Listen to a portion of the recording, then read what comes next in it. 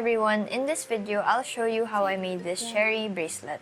You could also extend this pattern and turn it into a necklace. I start by taking a nylon string and attaching a piece of masking tape at the end of it.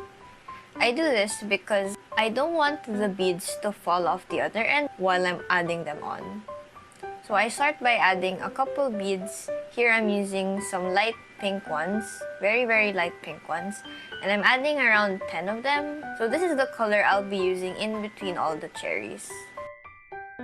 Now that I've added my desired number of light pink beads, I'm going to string in a green seed bead.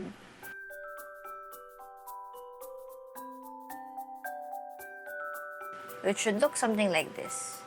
Next, I'll add 2 dark pink seed beads. You could also use red, but since I've made the necklace with red before, this time I wanted to use dark pink. It should look something like this.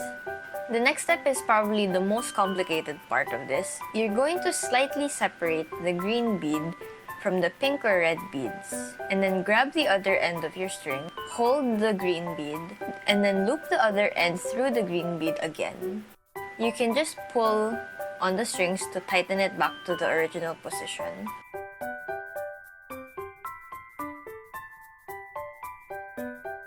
You just have to continue this pattern until you've reached your desired length.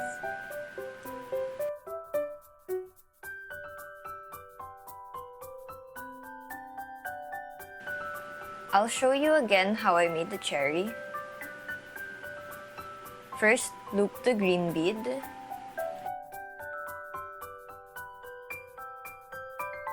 And then the 2 red or pink beads.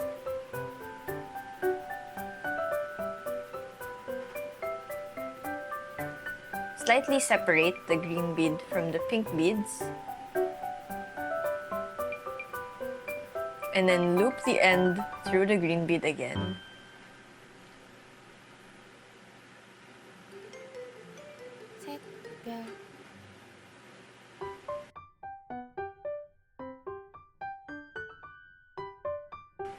Now I have 2 cherries.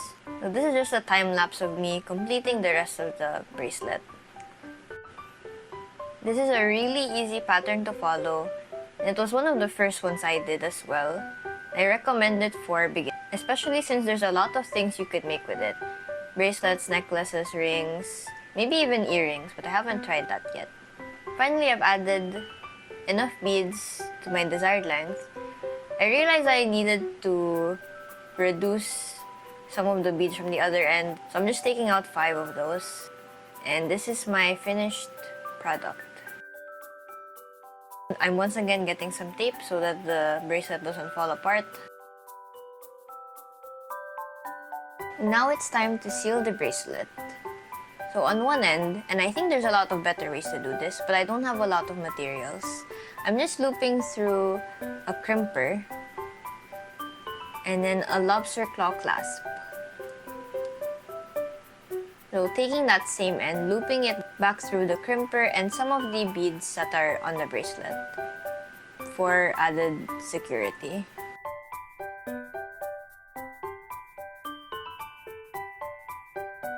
And then I just snip it on the end to finish it off.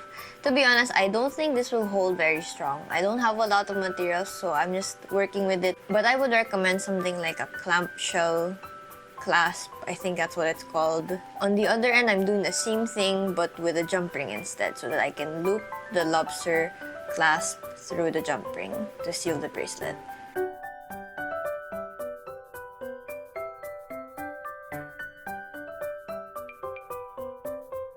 And that is the finished product. I hope you liked this video. I hope it was helpful. Thanks for watching.